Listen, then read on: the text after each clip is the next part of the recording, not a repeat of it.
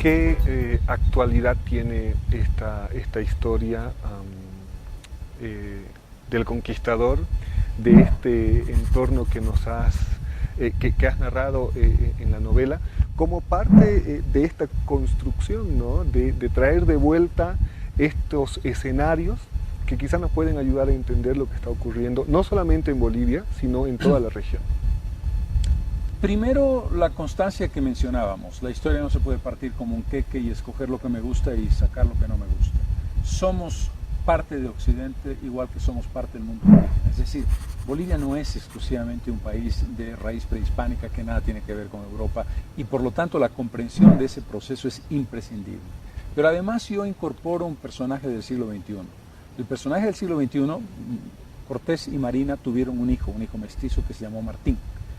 Cortés tuvo muchos otros hijos, pero Martín es el primer mestizo mexicano, o es el primer gran mestizo latinoamericano, el hijo de las dos sangres enemigas, como decía Carlos Fuentes.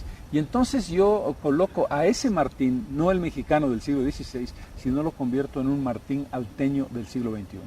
Y escogí a un personaje muy característico del mundo nuevo alteño. Abraham Borges, el creador del grupo Ucamau Ique, sí, que hace hip hop, que hace rap, y estudié Aymara, el personaje, además. Aymara de origen, que había sido migrante en Brasil, sí, y entonces convierto a ese personaje de carne y hueso, también un personaje histórico, como el Martín que va a interpelar en un escenario en el que, por supuesto, la historia de la novela, como no puede ser de otra manera, como novela que es, no tiene ni tiempo ni espacio. Cortés conoce el futuro y puede adivinar lo que va a pasar y va a mirar con Marina la conquista del Cusco y va a encontrarse frente a frente con ese chico del siglo XXI que murió. Y coloco la trama de los hechos de octubre del 2003 como parte, aunque no ocurrió objetivamente así, de la muerte de este Martín mestizo del siglo XXI. Carlos, ¿qué pensás de lo que está ocurriendo ahora en Bolivia en el tema de la producción académica, literaria? Sos alguien que está permanentemente informado y en contacto, por supuesto, con los libros. Hay quienes afirman que tenemos un boom ahora y hay otros que dicen que en realidad hay mucha más gente que publica, pero no quiere decir que haya una corriente, un boom. Las nuevas tecnologías han ayudado a visibilizar mucho más al poeta de Santa Cruz, al poeta de Tarija. La Paz ya no ha dejado de ser esa capital que se autonombraba como generadora de la intelectualidad, de la literatura de todo el país, ninguneando a lo que se hacía en otros departamentos. Incluso me atrevo a decir que en La Paz desde hace varios años hay una apertura muy grande a lo que viene de Santa Cruz, a lo que va de Cochabamba, de Tarija, ¿no?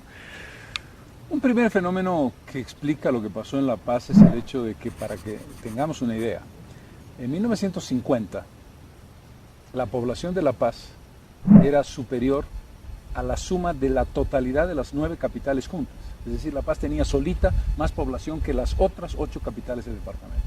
Entonces, por peso específico, La Paz inevitablemente era una ciudad autorreferenciada y el 90% de las publicaciones se hacían en La Paz porque en las otras ciudades había, salvo Cochabamba, que era el segundo centro más importante, pero si tú querías en Santa Cruz publicar, tenías que ir a una imprenta en La Paz. Entonces ahí había una referencia que tú describes muy bien, que se acabó y que marca un país, primero, que ha diversificado su demografía, que tiene centros de la importancia de Santa Cruz, de la importancia de Cochabamba, pero también expresiones en Tarija, en Trinidad, etcétera, etcétera.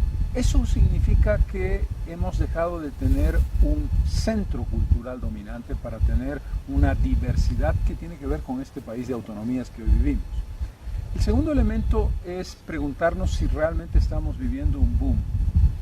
Mi impresión es que hay hoy día, en estos tiempos, un conjunto de autores que probablemente no vamos a poder identificar porque sean comunes en su temática o en su estilo o en sus preocupaciones, pero sí podemos identificar en lo que tienen de común, que es su calidad.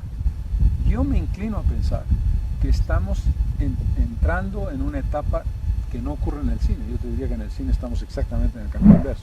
En el ámbito de la literatura estamos encontrando autores de una categoría muy interesante, ya como un grupo representativo, después de una etapa en la que hemos tenido mucha producción, pero no necesariamente un rumbo de calidad adecuadamente vinculado a lo que uno espera de la literatura de nivel.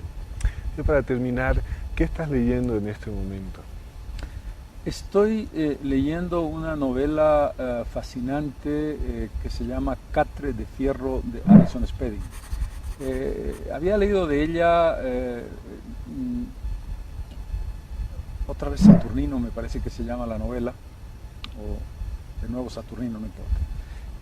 Y me parecía una escritora con una gran capacidad y vigor para comprender un determinado mundo al que nos hemos acercado casi siempre por interpósita persona. Qué ironía, Alison Spedding no es precisamente boliviana, ¿no es cierto? Es británica. Así es. Pero la novela Catre de Fierro es una novela río, es una saga de una familia en esa combinación tan complicada del hijo bastardo, del mestizaje, de lo indígena, de las élites blancas. Desde el momento de la postrevolución, inmediatamente comienza la reforma agraria hasta la década de los años 90, verdaderamente intensa, verdaderamente extraordinaria. Una novela que me ha impresionado muchísimo, diría de las más importantes novelas bolivianas que yo haya leído en los últimos años.